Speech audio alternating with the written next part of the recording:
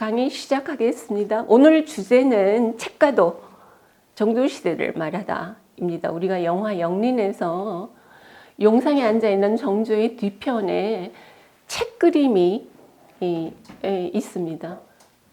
그것은 책가도라는 그림인데 장한종의 그림을 배치했어요. 근데 책가도는 순우리말로는 책거리라고 합니다.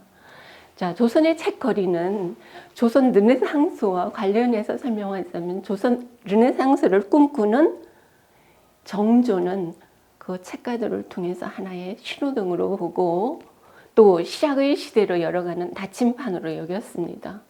근데 이 책가도를 말할 때 우리는 바로 이 책가도의 회화법에 대해서 살펴보겠습니다. 책가도의 회화법은 1월 5학도를 선대의 왕들이 사용했던 것에 파격적으로 전환한 정조의 미의식이 있습니다. 자, 이것은 당시에 북경으로 오고 갔던 연행사 사행단을 중심으로 얘기를 해볼까요? 자, 여러 차례 중국으로 사절단을 보내죠. 이들은 조선 후기에 이미 들어와 있던 서양 문물의 열망이 그 사행단을 통해서 문화적 교류를 하고 뛰어난 지식인들을 만나고 그 지식인들이 갖고 있는 찬란한 의식 등이 왕실로 전달이 되기도 합니다. 정조는 1776년에 즉위하면서 맨 먼저 한 일이 규장각을 세운 일입니다. 규장각이란 학문과 문화의 상징이죠. 근데 이 규장각에 초계 문신들을 다시 체계화하고 서울 출신들의 학자들까지 기용을 합니다. 근데 정조가 꿈꾸던 이러한 문예 정치는 실현을 하면서 곧 실학의 시대까지 열리게 됩니다. 자, 이것이 책가도와 어떤 관련이 있을까? 자, 공부해 볼까요? 이 조선 르네상스를 말하자면 이탈리아의 르네상스를 들여다볼 필요가 있습니다. 자, 해양 술이 발달하면서 신대륙을 향해 가죠. 신대륙을 소통하면서 무역이 이루어지고 해외에 아주 희귀한 물품들이 들어오게 됩니다.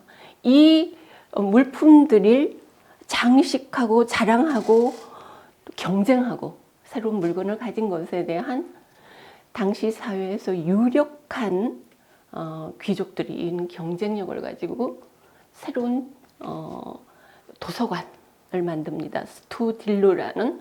그런데 이것은 서재의 방이라는 명칭을 갖고 있으나 개인적으로 내 것을 자랑하는 것이었어요. 근데 그 스투딜로라는 형식이 모든 물품을 잘 진열하고 비밀스럽게 담아두고 개방하거나 숨기거나 하는 것의 연속이 마치 서재를 여는 것 같아서 후기에 이것이 도서관이 되고 이것이 박물관이 되는 것입니다. 근데 이 스투딜로가 열풍을 이루던 이때 밀라노에 이 화가는 중국으로 오죠. 그리고 중국의 청나라계의 번성기라고 할 수 있는 강희제, 옹정제, 걸륭제와 부딪히게 됩니다. 선교를 목적으로 했지만 이 카스틸리올레가 문화적으로 끼친 영향은 어마어마한 일입니다. 특히 걸륭제는 정치의 기반을 문화에 둡니다. 그래서 그 간에 있었던 개념산수 그리고 내내 백개 그리기 같은 것으로 이어져던 청나라의 문화의 돌풍을 일으킵니다. 그 돌풍의 주역이 카스틸리오네입니다. 그래서 관직을 줍니다. 이름을 줍니다. 그래서 난생령이라는 중국 이름을 쓰기도 합니다. 근데 카스틸리오네가 중국에서 회화로의 영향만 끼친 것이 아니라 건축에까지 당시에 왕실 정원이라고 하는 원명원을 설계하고 건축합니다. 자, 그것을 본 조선 후기에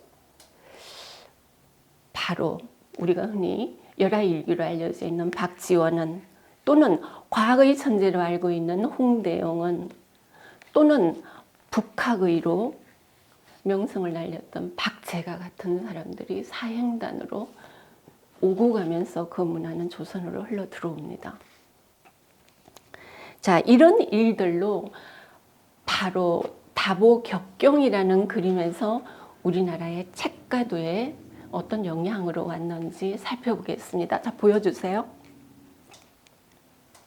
자, 이 다보격경에서 보면 단지 책이 꽂혀 있기만 한 것이 아닙니다. 희귀 물품들이 진열이 되어 있죠. 다보격이라는 것이 바로 이런 희귀한 물건을 수집해서 잘 진열하고 갖추는 것이라면 이것을 보고 풍경화해서 그린 그림이 다보격경입니다. 이 그림 역시 카스틸리오네가 그린 그림입니다. 자, 아까 처음 영화에서 보여지던 바로 장한종의 책가도와 유사한 방법으로 그려진 것입니다. 그러나 이 조선에 이 회화법이 들어오면서는 조선 사회는 학문을 수용하는 것을 강조했던 정조의 영향이 있기도 하고 유교 사회였기 때문에 이것은 책을 배경으로 하는 그림으로 도입이 됩니다. 그래서 책가도가 자리를 잡게 되죠. 점차 변화가 있기도 합니다. 왜냐하면 피지배층은 신분 상승을 위해서 이것을 모방하게 되고 그러다 보니 지나치게 화려해지기도 합니다. 자, 보여주세요. 자, 이 그림은 카스틸리오네가 걸륭개열도라는 그림을 그렸습니다. 자, 인물 표현에 있어서는 서양 화법과 동일합니다. 단지 말에 앉아 있는 사람의 인물의 복식만 중국풍입니다. 이 말에 탄 사람이 바로 걸륭제입니다. 걸륭제는 카스틸리오네를 정치적으로 당시에 청의 융성한 문물에 입혀서요, 문화적 체계를 잡는데 극대화시킵니다. 근데 이 모습을 본 조선 후기에 박제가, 이등무, 서익수, 유독공 이런 사람들이 연이어서 4차례를 사형단으로 오고 갑니다. 근데 당시에 한양에서 북경까지는 6개월이 걸렸어요.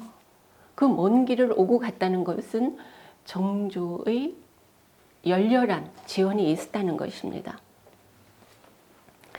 이 사람들은 청의 지식인을 만나고 청나라의 예술가들을 만나면서 그들의 깊은 지식을 왜곡하지 않고 그 감동을 그대로 그 조선에 가져옵니다.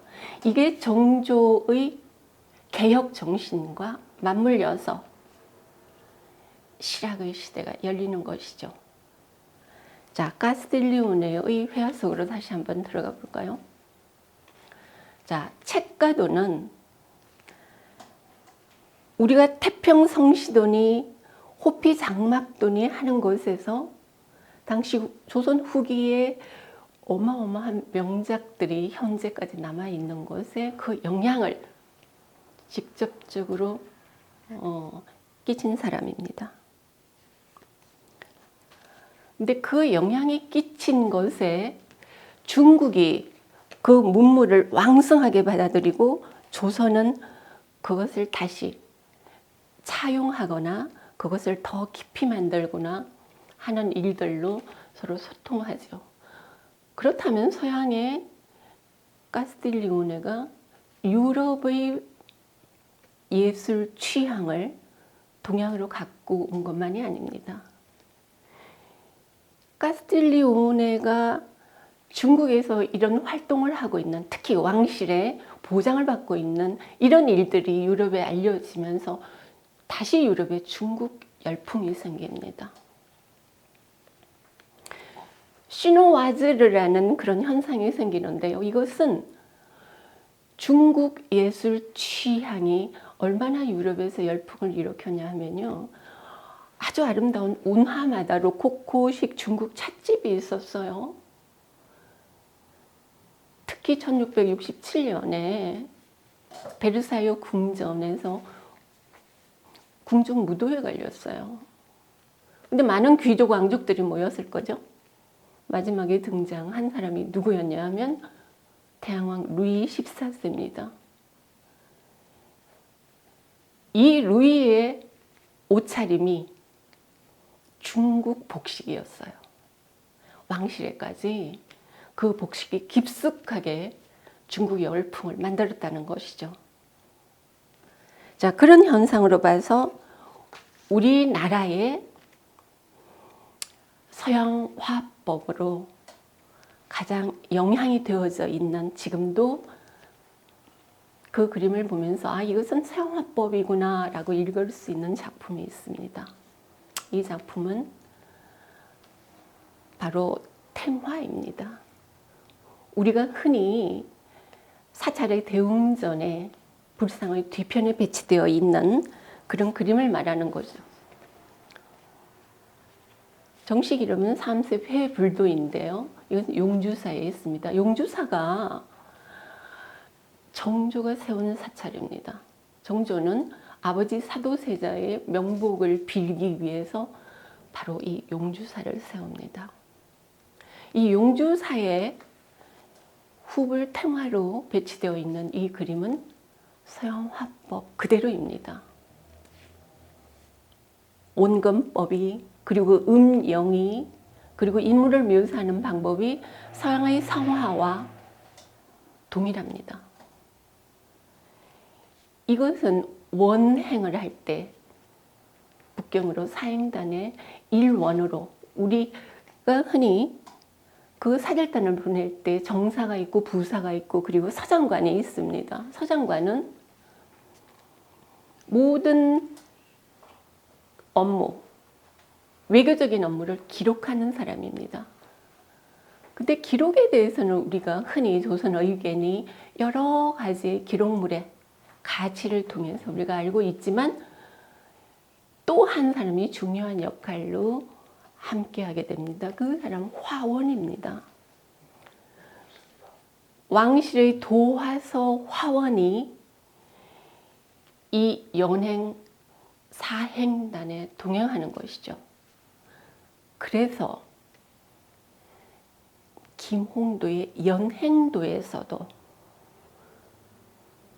입체적이고 회화적인 그림으로 연행도의 상당히 많은 부분이 그림으로 나타나 있습니다. 한편 당시 연행도를 그리면서 파견이 되었던 김홍도의 역할은 일부 학자들은 수원 화성을 건설할 때에 더 구체적으로 중국의 건축법 그리고 성역을 건설하는 그러한 기법을 더 구체화하기 위해서 파견이 되었다는 것을 해석을 합니다.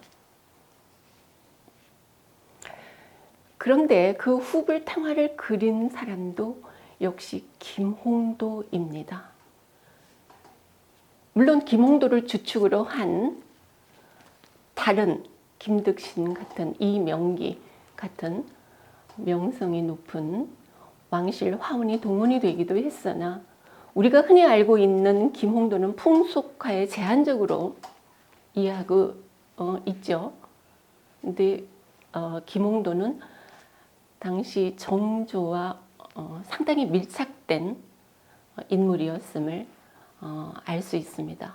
자, 조선 르네상스를 말할 때 책가도로 해석하는 조선의 르네상스, 그 책가도로 그 회화법으로 아니면 그 책가도가 왕실에 끼친 영향, 이후에 1800년 정조가 서거를 하기까지 내내 통치기 동안 용상 뒤에 배치되었던 그림이 책과도인 것과, 그리고 용주사의 후불탱화의 기법이 서양 성화처럼 그린 것과, 그리고 카스틸리오네가 중국의 비단에 서양 화법으로 가장 입체적인 방법으로 남긴 왕실 그림들을 통해서 문화는 서로 소통한다는 것을 알 수 있습니다. 문화 접촉이라는 것은 일방적이지 않아요. 문화 접촉을 통해서 상호 영향을 끼치고 또 그 변화를 수용하면서 그 시대를 문화로 대변하는 것이죠. 자, 오늘 착가도 이야기를 통해서 그 시대의 회화, 조선 르네상스에 가장 영향을 끼쳤던 왕실 그림에 관해서 말씀드렸습니다. 다음 시간에 더 즐거운 이야기로 뵙겠습니다.